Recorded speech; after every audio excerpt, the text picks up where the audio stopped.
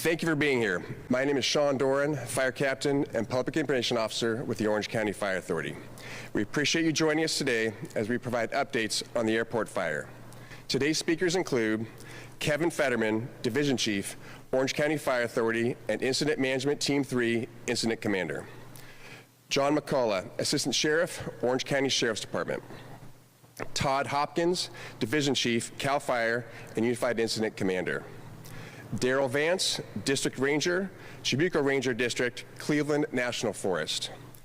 After the speakers, we will have a brief question and answer period. At the conclusion of the press conference, our speakers will be available for individual follow-ups. With that, our first speaker, Chief Fetterman.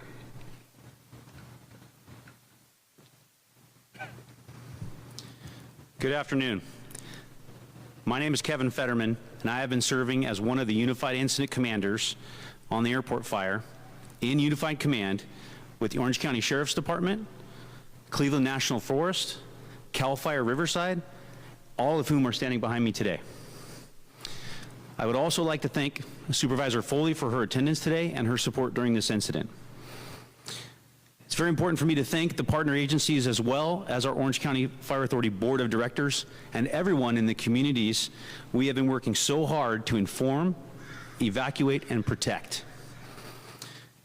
Your support of our first responders and the vigilance in adhering to the evacuation orders has been integral to our efforts.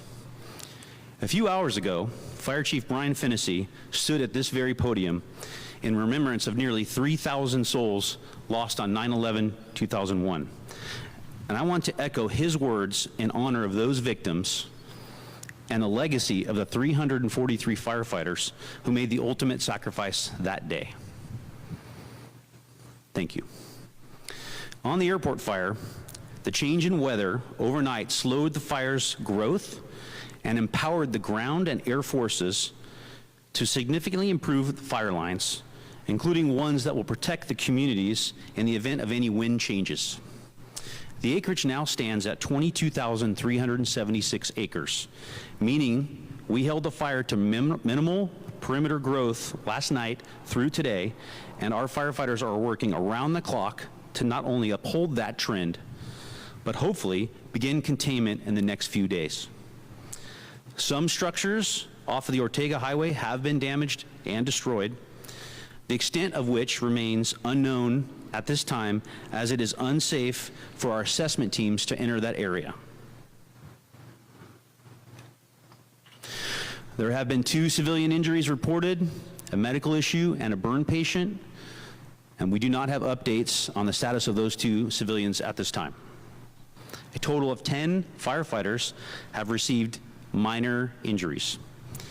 We continue to prioritize firefighter safety, especially as we approach the 4th day of this firefight, with many of our firefighters having worked double shifts in extremely hot conditions. Their work has saved lives and property. And while we remain at 0% containment, it's important to understand that containment includes 3 major objectives: establish, improve, and secure the fire line. Again, with the change in weather and our ongoing work, we expect to see progress in achieving those objectives in the coming days. Despite the fire's many challenges, which have included fuel moistures at critical levels, and the fact that some of these areas haven't burned in decades, the terrain and topography have presented extreme challenges, but the timing of OCFA's new Firehawk helicopters could not have been better. As their nighttime drops, along with that, the helitanker drops from the Quick Reaction Force and our other helicopters have made a tremendous impact. Moving forward, one of our main priorities is to the east and with our partners with Riverside County. We have significant fire history in that area. Some of you might remember the Decker Fire of 1959, during which 6 firefighters lost their lives. The memorial for that fire is in the fire's path today, reminding all of us to be vigilant, particularly during the Elsinore effect. I want to end by thanking our firefighters and our professional staff, as nearly every member of the OCFA has contributed to this firefight in some way, many working around the clock. As a result of this commitment, our fire stations remain covered. Our communities continue to receive excellent service, and we are beginning to see progress on the fire. Thank you.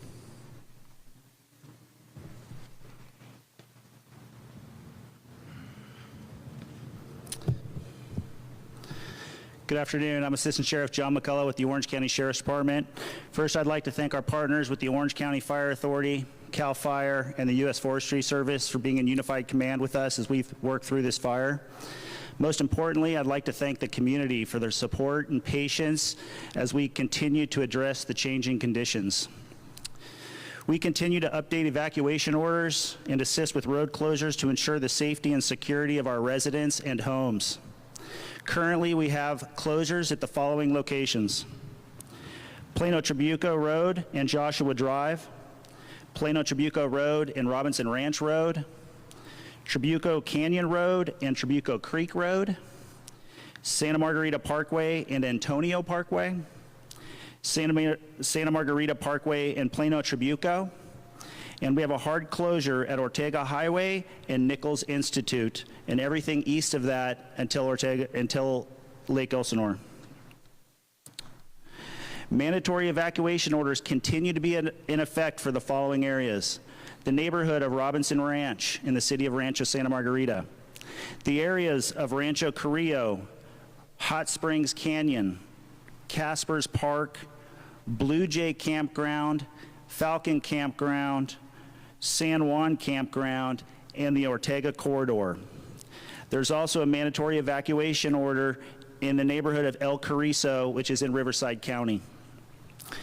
We continue to have voluntary evacuation orders in effect in the following areas: Dove Canyon and Rancho Cielo, Rancho Santa Margarita Zone 2, Trabuco Canyon, Rose Canyon, and Holy Jim Canyon, Coto de Caza Zones 1 and 2, Silverado Canyon, and Majesca Canyon.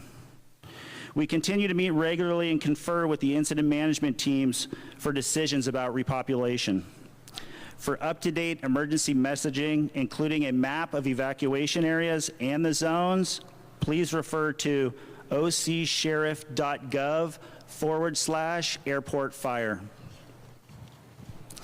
The Orange County Emergency Management and the City of Rancho Santa Margarita have established a care reception center, which is located at the Bell Tower Regional Community Center, located at 22232 El Paseo in the City of Rancho Santa Margarita, and the Red Cross is there available to assist with the evacuated residents.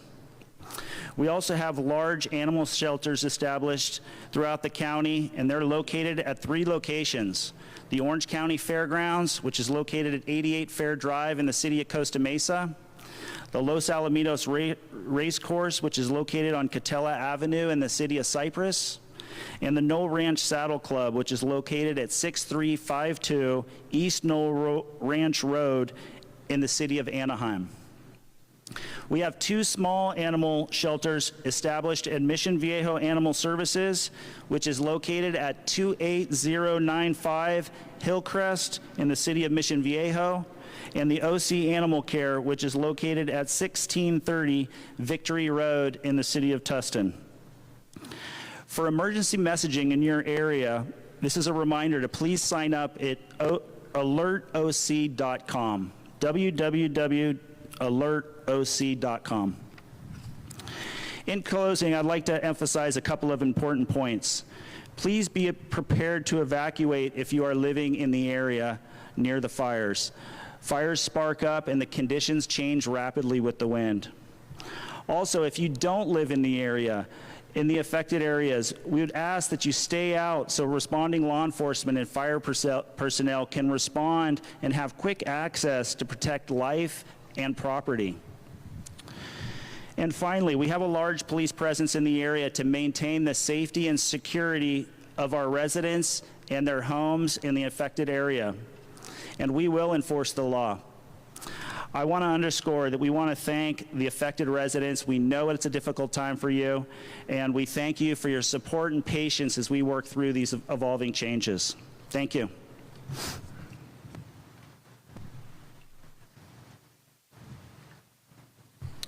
Good afternoon. I'm Todd Hopkins, Unified Incident Commander from CAL FIRE and CAL FIRE Riverside County Fire Department. I will be covering the Riverside County portion of the fire over the evacuations, care and reception centers, and animal shelters. Currently, El Carrizo Village and Lakeland Village is still within evacuation warnings and evacuation orders. Today, we had new evacuation warnings this morning that went south of White Sage Street and Sugarcane Court, west of Interstate 15, east of Orange County, Riverside County line, and north of Meridi Road, Santiago Canto Road, and Mayhew Canyon Road. In total, there are 5,513 homes that are under an evacuation order, affecting 19,295 residents. There are 9,581 homes currently under an evacuation warning, affecting 33,533 residents. In Riverside County, Riverside County EMD has a care and reception shelter set up at the following locations: Temescal Canyon High School, it's 28755 El Toro Road, Lake Elsinore, California. Santiago High School, 1395 East Foothill Parkway in Corona, California. An additional evacuation center is open at Temescal Canyon High School in the big gym, excuse me, in the big gym located at 28755 El Toro Road, Lake Elsinore, California. The site is equipped with cots, air conditioning, Wi-Fi, water, snacks, and welcoming staff. We also have animal shelters in Riverside County that are open. The Jurupa Valley Animal Shelter, located at 6851 Van Buren Boulevard in Jurupa Valley, California. And then an additional large animal shelter is available at the Marietta Equestrian Center, located at 42670 Juniper Street in Marietta, California. Basic food and water are available at animal shelters. If your pets or animals have special diets or special needs, please bring the special food or medications with your animals. Riverside County residents needing assistance with large animal evacuations can call the following number at 951-358-7387.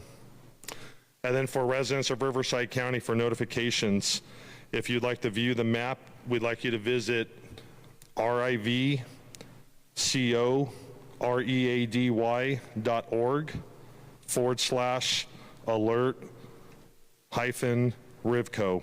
Again, that's rivcoready.org/alert-rivco.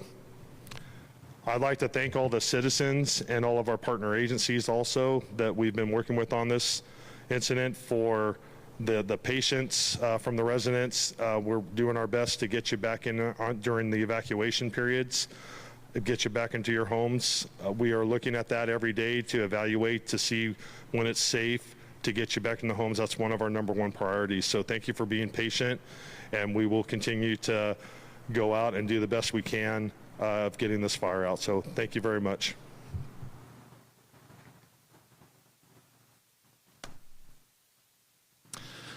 Hi, good afternoon. My name is Daryl Vance. I'm the District Ranger on the Trabuco Ranger District of the Cleveland National Forest Service.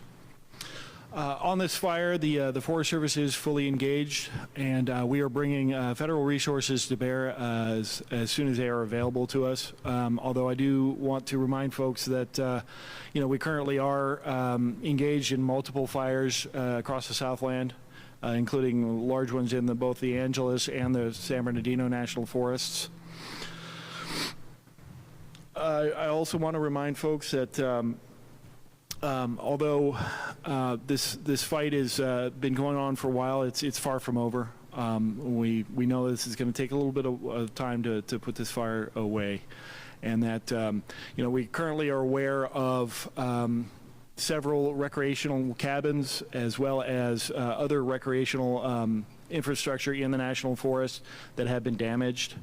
Although we're not currently able to determine what the extent of the damage is for reasons that have already been described, that it's going to take some time to get in there and really give things a look and make sure that it's safe to do so at the right time. Currently, the Tribeco Ranger District of the Cleveland National Forest is closed to all recreation south of pretty much Corona, Bedford Canyon line south till well beyond south of the Ortega Highway. We do encourage our users that when there is an active fire environment and we are engaged in a firefight, to please stay home. This is not the time to come out and engage in recreation when there's an emergency situation. And finally, I'd like to thank all of our cooperating agencies, many of whom have representatives sitting behind me here, both Orange County, Riverside County, and all members of the community who have assisted with us. Thank you very much.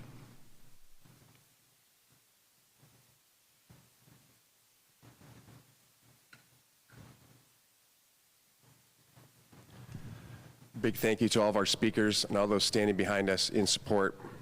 We will now open it up to a brief question and answer period. As a reminder, speakers will be available after for individual breakouts. First question.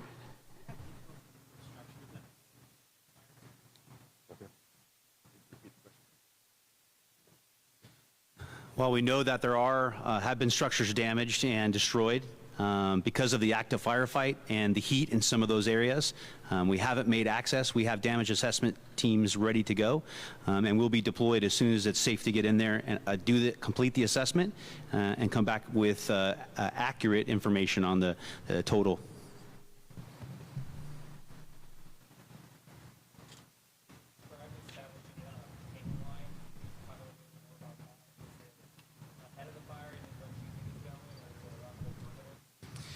There's a few different ways that we establish containment lines based on our type of fire attack. We can go direct right on the fire line when tactically and strategically that makes sense. We can also go indirect off the fire line on ridges and other geographical features that are the most strategically advantageous. So that really depends upon the nature and the location of the geography in the area. It's a little bit of a nuanced answer, but our division supervisors are directly boots on the ground, identifying the appropriate strategy and tactics in those particular areas to determine which types of fire line that they establish and what types of resources they use.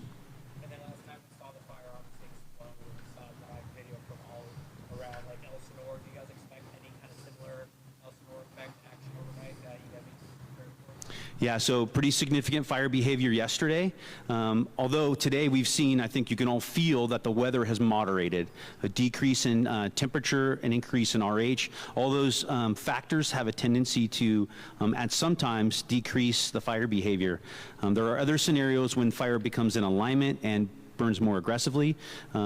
So we're actively monitoring it and, as I said earlier, identifying and utilizing the appropriate strategy and tactics to be the most successful.